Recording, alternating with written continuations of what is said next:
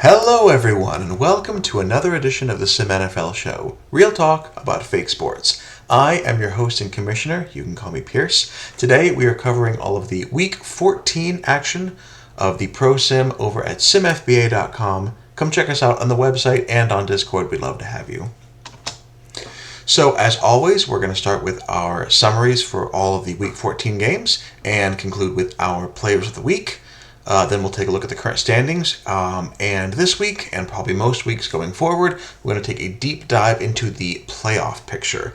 We're going to look at where teams rank currently in both conferences. We're going to look at upcoming schedules, maybe even make a prediction or two. And then, of course, we'll talk about the Week 15 games upcoming and look at the schedule. And that will be it for this week. So let's dive on into the games. We had a great divisional matchup between the Packers and the Lions. Green Bay took an early lead on this one, 14-0, mostly on the strength of Garabay's arms, hitting on some big, long passes.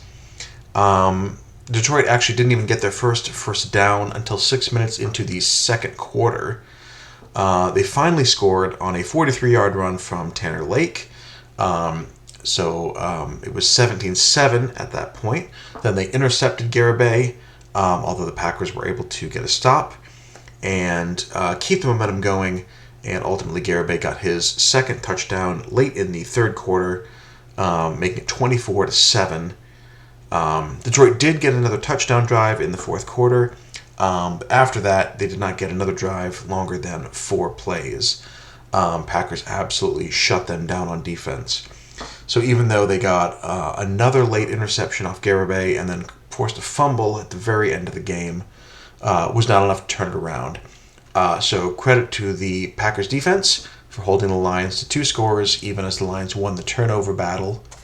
Ramek Phelps had a big game as the tight end, 109 yards on 5 catches, really showing up as a big weapon for the Packers.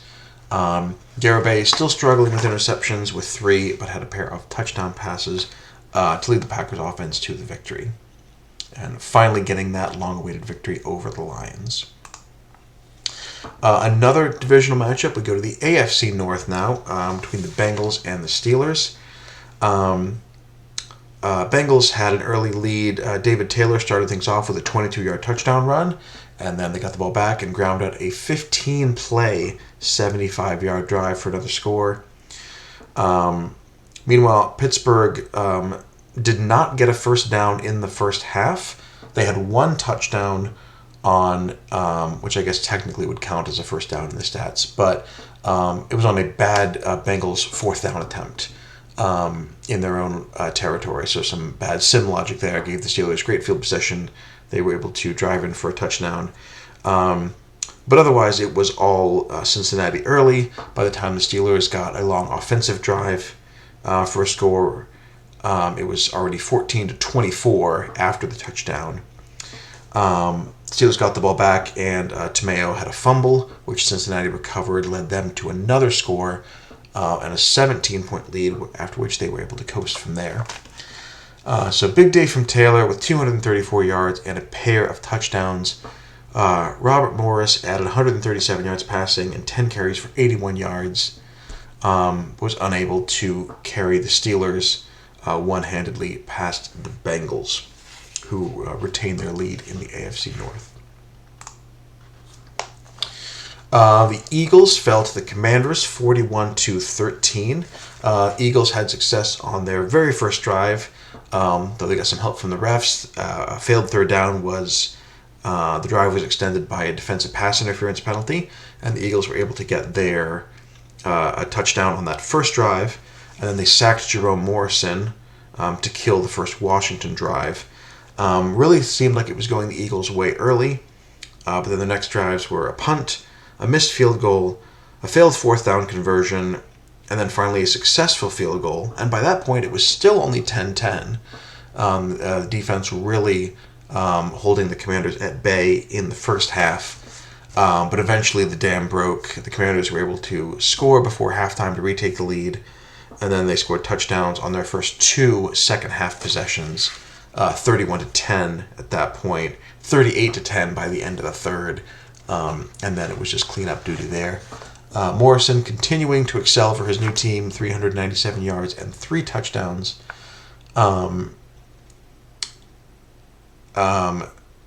Big games for both Rodrigo Gonzalez and Hector Covarrubias. There was some backup play for the Commanders as well, backup quarterback play. If you're doing the mental math on Gonzalez and Covarrubias having over 400 yards, and Morrison having 397, he was able to sit for most of that last quarter. Aaron Poole, 16 of 19, so very accurate for only 110 yards and no rushing attempts for Poole. I'm not quite sure what happened with the sim there. All those carries went to Greg LeMay. He had 44 on the day, 219 yards and a touchdown.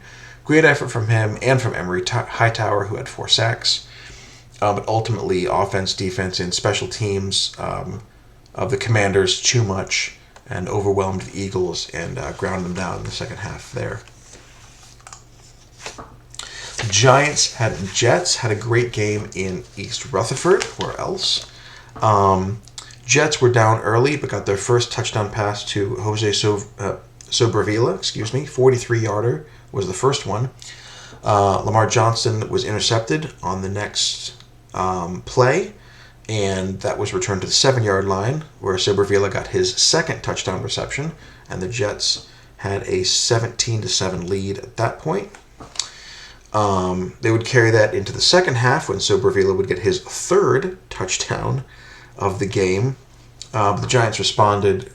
Johnson hit Paul Canna with a 60-yard reception, and then Knighton ran it in from 15 yards out to make it a one-score game. And then there were a series of long touchdown drives back and forth. The Jets, a 10-play TD drive. Giants answered with an 11-play TD drive. Jets answered with a 5-play TD drive. So at that point, after all that scoring, Jets were up 38-22. And then the defenses took over until about 5 minutes to go in the game, when the Giants got an 8-pointer, touchdown and 2-point conversion to bring it to 38-30.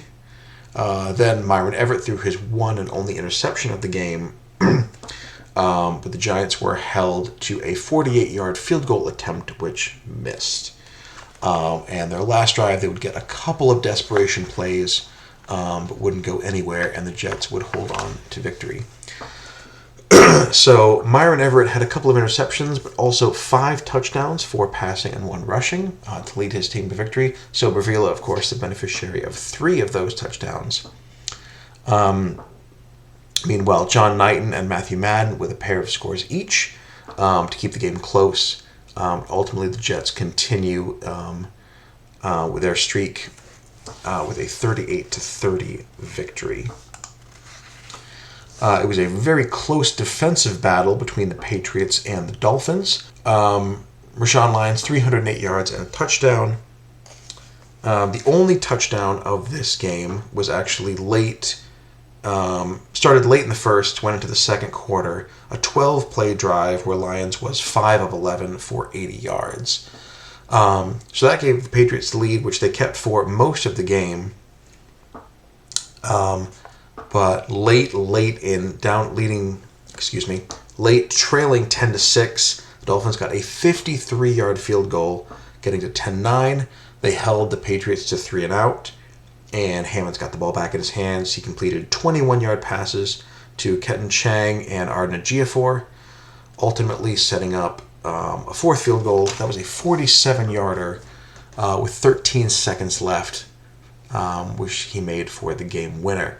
So Hammond's held out of the end zone, only 168 yards and a pick, but got the Dolphins in position when they needed it for 2 clutch field goals in the 4th quarter, and they escape with the victory despite excellent defense from both teams. It was a great game between the Ravens and the Vikings, so an all-purple matchup. Baltimore started things off with a bang by blocking a Minnesota punt. After a penalty and then a 14-yard sack, they were left with a 3rd and 29 from the Minnesota 35, which Epps converted with a 35-yard touchdown pass to Edwin Garcia.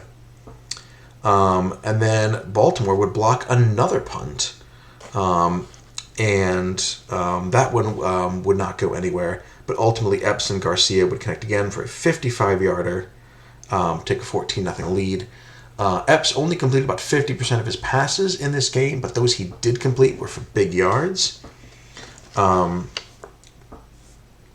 Minnesota was able to tie the game in the third on a 41-yard touchdown from Sinnock to George Boone to tie it at 14. They would add a field goal to take the lead. But then another bomb from Epps, this one to tight end Charles Tice for 57 yards, would retake the lead for Baltimore. After a Minnesota field goal closed the game to 1, Minnesota got the ball back with about 4 minutes to go. They went 3 and out, kicked it back to the Ravens. And then Epps had his best drive of the game, which was a 7-play clock-killing drive. It ended up in the end zone with less than a minute to go, leading to the 8-point victory.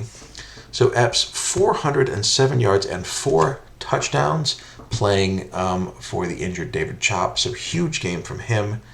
Garcia as well, 10 catches, 179 yards, and a pair of touchdowns. Also, Robert Jackson and Patrick Green showing up big for the Ravens defense. Sinnock and Boone having a great day for the Vikings, but ultimately came up short as the Ravens were able to win the game with a combined offensive, defensive, and special teams performance. The Bears had a big struggle with the Denver Broncos, ultimately falling to the Broncos by 8. This started with a Denver field goal, but then Lewis had his first of 2 touchdown runs of the game, a 43-yarder. Though they did miss the extra point, they had the early lead, did the Bears. Unfortunately, Lewis would throw a pick on his next possession. Defensive hell, Denver actually punted from the Chicago 23-yard line. And then Chicago added a field goal, but Hugh Kahn returned the ensuing kickoff all the way for a touchdown and a 10-9 lead. Chicago and Denver would then trade touchdowns, mostly on the strength of their running games. Late in the second, Chicago would miss a field goal, leading to a Denver score, and then miss another field goal before halftime. So at halftime, it was 24-16, Broncos lead, and the Bears had left 7 points on the board already due to missed kicks. Denver dominated the third quarter with 2 big scoring drives. So it was 38-16 at that point. Looked like it might be over, but the Bears stuck around. They got a touchdown drive and a defensive stop. And then Lewis had long completions to Pat Flexen and Jamie Ramirez, which got them to 38-30. And they even got the ball back a final time, got all the way to the Denver 47-yard line. But the Sim let them down on 4th and 2. They punted, and Denver was able to run out the clock from there. So an unfortunate ending to what could have been a great comeback.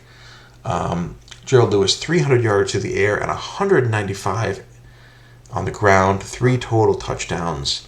But ultimately, that Broncos running game, too much to handle. Hugh Kahn, 229 yards and a touchdown running, 39 yards and a touchdown receiving, and a touchdown on the kick return. So 3 in total for Kahn, leading the Broncos to the close win there. As for the rest of our scoreboard, the Rams dominated the Buccaneers. Philip Avila continued his very two-sided ways with 5 touchdowns and 4 interceptions. But the good outweighed the bad in that game. Carolina blanked New Orleans 38-0. Carolina had 14 sacks of Ben Rivera, including combined 7 from Caleb Suarez and Gresham. So the young lineman playing a big part in the Panthers' win. Cleveland triumphed over Houston 35-12. Cleveland had 4 rushing touchdowns as a team, 2 from quarterback Rivera, oddly enough, 1 each from fullback Galvin, and then, of course, Juan Mora. Tennessee also pitched a shutout over Jacksonville, establishing dominance in the AFC South 27-0. They sacked Matt Howard 9 times, held him to only 133 yards and a single interception. John Warnock had 2 more interceptions to lead the Chargers to a defensive victory over the Colts, 20-9. Las Vegas put up a bunch of points against Kansas City, 54 to win that one. That game saw 109 combined passes, and James Hickson led everybody with 4 touchdown passes. Seattle, also a shutout victory, 35-0, where John Woodward had 4 rushing touchdowns. And then Dallas, the 4th shutout of the game, 58-0. Dallas quarterbacks combined for 6 touchdowns and no picks in a dominating display there. So with all of that said, that leads us to our players of the week. And I've got to give it up to Christopher Epps of Baltimore for 407 yards and 4 touchdowns and a crucial victory. Just for some context, starter David Chop, who, as I said, is still out injured, is making $21.6 million this year. Christopher Epps is their backup. He's a 62 overall, and he's making $900K. So huge performance from the 4th-year player. David Taylor and Greg LeMay, huge games as well, over 200 yards rushing for each of them.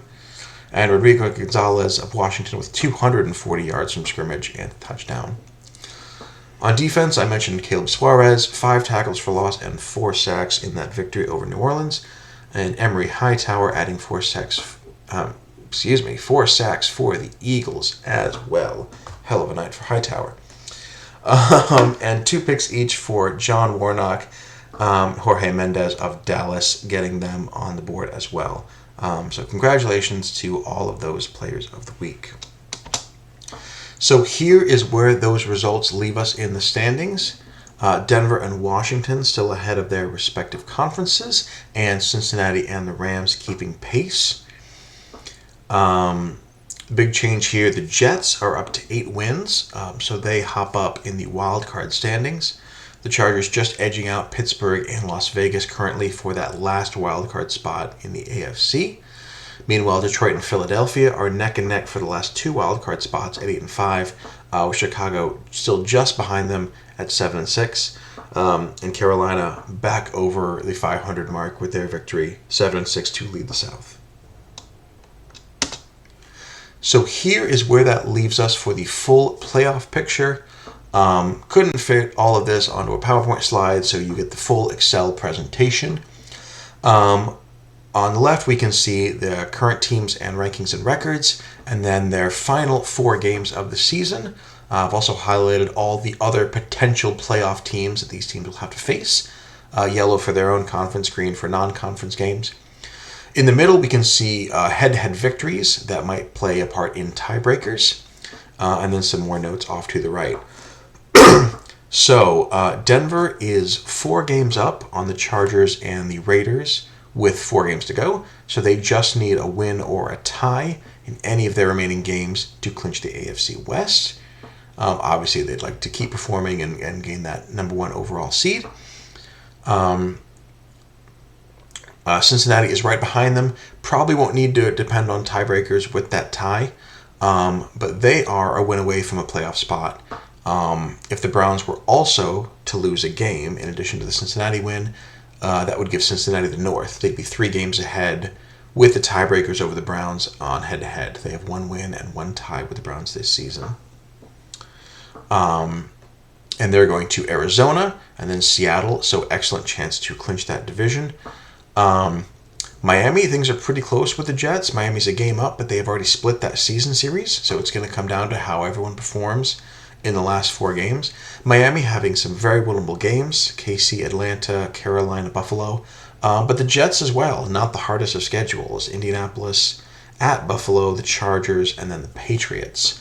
So it could still be quite a race in the East, and I would not be surprised to see whoever does not win that division end up with the top wild card, the 5 seed.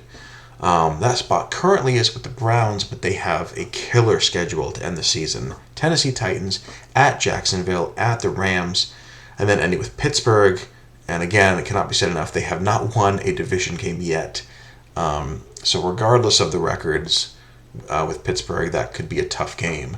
So a tough final slate for the Browns, looking to hold on to one of those wildcard spots, especially with the Jets and the Chargers having those schedules. Chargers could gain some spots going to Buffalo and then San Francisco. Though then they have to host the Jets and go to Denver. Their one hope, I think, is that maybe Denver won't have anything to play for in that last week. Maybe they'll be playing backups. Right now, Chargers have the edge over Steelers and Raiders. Based on the conference record, they already have 6 conference wins.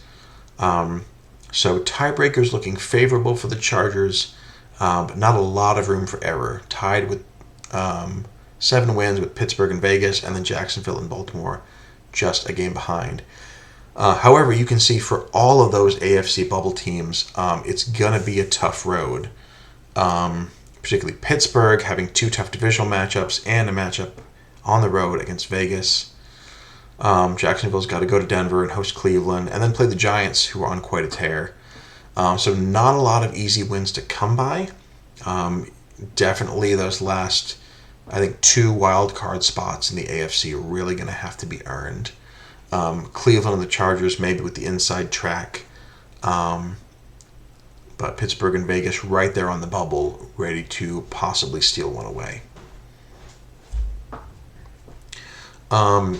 In the NFC, we have Washington, obviously at 13-0. They've already clinched a playoff spot, though there's still only 2 games ahead of the Cowboys, so can't say much about the division there. The Rams have clinched the West, have for a few weeks, mostly trying to keep pace with Washington, try to see if they could eke out that number 1 seed. But it would not surprise me, given that they're also 2 games ahead of the Packers, if they end up being able to rest people, maybe for that last week against Arizona. But the top 2 have clinched. Dallas at 11-2 is also close. They can get at least a playoff spot with a single victory. They're going to Houston next week for an intra-conference Texas matchup. Green Bay now has a 2-game lead on Detroit and temporarily has the head-to-head, though of course they'll play again the last week of the season. And it's not easy for Green Bay. They've proven they can hang with tough teams, and they're going to have to keep doing that. Vegas, at the Rams, at Dallas before that rematch with Detroit. So a tough final stretch for the Green Bay Packers, though they've already banked 10 wins, so that's a big gain for them.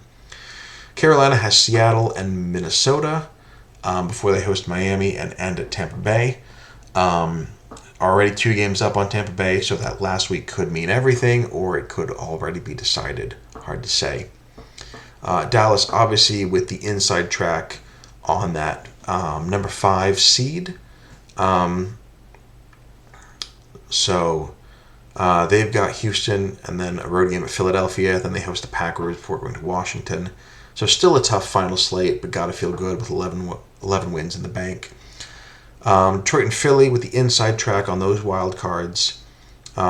Philly, again, though, with a tough final stretch, hosting Dallas and Tampa Bay before going to the Giants. So the Giants are able to keep up that streak against Atlanta and Detroit. Maybe that final game ends up being sort of a play-in game for the playoffs. Or maybe Philadelphia keeps up its winning ways and they stay on the inside track. They will have to stay ahead of Chicago, who has to go to Washington. That's going to be a tough one, but then gets Arizona, Seattle, and Minnesota.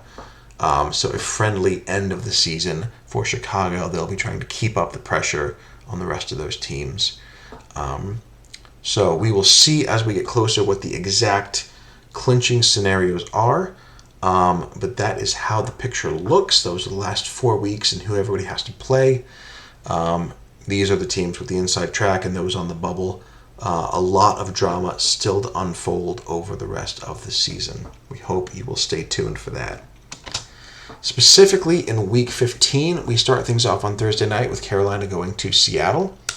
And then Sunday, the early morning games feature some great contests, Baltimore and Pittsburgh. Again, divisional matchup, 2 bubble teams trying to stay alive. And then also Chicago going to Washington. 2 standing division leaders from last year getting their one-on-one game. In the afternoon, Tennessee goes to Cleveland, a couple of 8-win teams also jockeying for playoff position, and then Jacksonville going to Denver.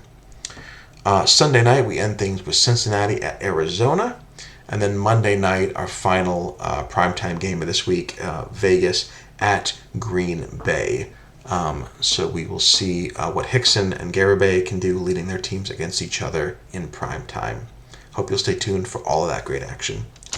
But that is it for this edition of the SimNFL show. Thank you so much for watching.